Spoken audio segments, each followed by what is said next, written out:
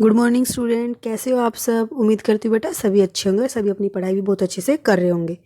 ठीक है, साथ ही अपना ख्याल भी रख रहे होंगे। तो बेटा हमने अपनी लास्ट वीडियो में क्या पढ़ा था कि कटाई, फसलों की कटाई, जब फसल पक चुकी है तो उसकी कटाई की जाती है। अब कटाई कर ली बेटा तो हमारे पास क्या हो गए, अनाज इकट्ठा हो गया। लेकिन अब उसका क्या करना है, भंडारण करना है, ताकि जब वो फसल उगाई नहीं जाती उस समय उसका प्रयोग हो सके। ठीक है, तो चलिए स्टार्ट करते हैं। भंडारण। उत्पादन का भंडारण एक महत्वपूर्ण कार्य है। यदि फसल के दानों को अधिक समय तक रखा हो तो उसे नमी, कीट, चूहे रखना हो तो उन्हें नमी, कीट, चूहों एवं सूक्ष्मजीवों से सुरक्षित रखना होगा। तो बेटा भंडारण क्यों आवश्यक है। जैसे अब तुम देखते हो सारे साल पढ़ाई करते हो, फिर तुम क्या करते हो, अपने फाइनल एग्जाम देते हो। तो फाइनल एग्जाम नहीं दोगे, तुमने सारे साल मेहनत की और फाइनल एग्जाम नहीं दिया तो कुछ फायदा हुआ उसका, पढ़ाई का नहीं हुआ ना। तो इसलिए भंडारण भी जरूरी है समय, ठीक है, अनाज के बाद, ताकि क्या हो, उसका हमें जिसलिए हमने वो उगाया था उस समय पर हम इसका प्रयोग कर सके। तो बेटा उत्पादन एक महत्वपूर्ण कार्य है। यदि फसल के दानों को अधिक समय तक रखना है तो हमें क्या करना पड़ेगा, उसे नमी से भी बचाना होगा, कीट से, चूहों से, सूक्ष्म जीवों से सुरक्षित रखना होगा। ताजा फसल में नमी की मात्रा अधिक होती है। ठीक है, जो ताजी फसल होती है बेटा उसमें क्या होती है, नमी होती है। ये क्यों नमी क्यों होती है बेटा, क्योंकि वो क्या होती है, फसलों से, मतलब कि जो खेत में थी उसमें से काटी जाती है। और जब खेत में से काटी जाती है तो बेटा क्या करते हैं, खेत में मिट्टी से पौधे जल ग्रहण करते रहते हैं। ठीक है, तो इस वजह से उस समय पर उनमें नमी होती है। ठीक है, तो यदि ताजी काटी गई फसल को, दानों को सुखाए बिना भंडारित किया जाएगा तो वो क्या होंगे, खराब हो जाएंगे। ठीक है, फुई लग सकती है उनमें, अथवा जीवों द्वारा आक्रमण से उनकी अंकुरण क्षमता भी नष्ट होने की संभावना है। ठीक है, यानी अंकुरण क्षमता यानी कि बेटा जब हम उन बीजों का प्रयोग आगे अपनी दोबारा से फसल उगाने के लिए करेंगे तो वो नहीं उग पाएंगे। ठीक है ना।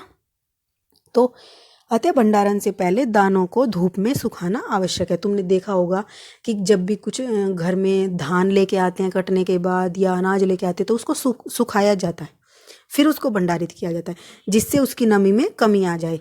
इससे उसकी कीट, पीड़कों, जीवाणु एवं कवक से सुरक्षा हो जाती है। कई बार देखा होगा किचन में कुछ वस्तुएं खराब होने लगती है तो क्या करती हैं मम्मी वगैरह, क्या करती है बेटा, उनको धूप में सुखाती है, जिससे क्या हो, उनकी नमी चली जाए और वो खराब ना हो।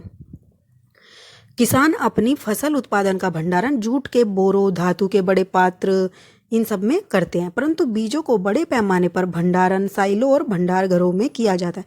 तो बेटा लेकिन जब बड़े पैमाने पर फसल को उगाया जाता है तो उनका बड़े पैमाने पर ही क्या करना पड़ेगा, भंडारण करना पड़ेगा। तो वो भंडारण किस में होता है बेटा, साइलों में होता है। ठीक है, या फिर भंडार घरों में, जिससे उनको पीड़कों जैसे कि चूहे एवं कीटों से सुरक्षित रखा जा सके। ठीक है, अब देखो भंडार घर है, इस तरह के भंडार घर होते, तुम कभी जाते होंगे कहीं तो जब फसल की कटाई का समय होता है तो तुम जगह जगह पर देखते होंगे इस तरीके से वो बोरियां लगी होती हैं। ठीक है, और ये क्या है बेटा, साइलो, अनाज भंडारण हेतु जो साइलो बनी होती है धातु की, इन सब के अंदर भी क्या है, अनाज इकट्ठा है। ठीक है ना, बड़े पैमाने पर। नीम की सूखी पत्तियां घरों में अनाज के भंडारण में उपयोग की जाती हैं। और बेटा जब हम घरों में क्या करते हैं, बीजों का भंडारण करते हैं तो उस समय पर हम कैसे मतलब कि चूहों से, इनसे जो मतलब कि छोटे छोटे सूक्ष्म जीव है उनसे हम इनकी कैसे सुरक्षा कर सकते हैं। तो हम क्या करते हैं बेटा, नीम की सूखी पत्तियों को घरों में अनाज के भंडारण में उपयोग करते हैं। ठीक है, उससे क्या होता है बेटा, उससे जो सूक्ष्म जीव हैं वो आ नहीं पाते। अगर आपको ऐसा नहीं पता तो आप अपने घर में बड़े बुजुर्गों से या अपनी मम्मी वगैरह से पूछ सकते हो। बड़े भंडारण घरों में अनाज को पीड़कों एवं सूक्ष्म जीवों से सुरक्षित रखने के लिए रासायनिक उपचार भी किया जाता है।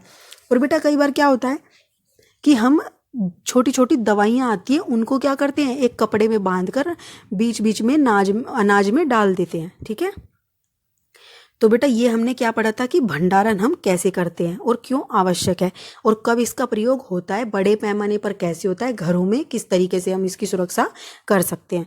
ठीक है बेटा, तो उम्मीद करती हूँ आपको ये समझ आया होगा। हम अपना नेक्स्ट टॉपिक जंतुओं से भोजन को नेक्स्ट वीडियो में पढ़ेंगे। तब तक के लिए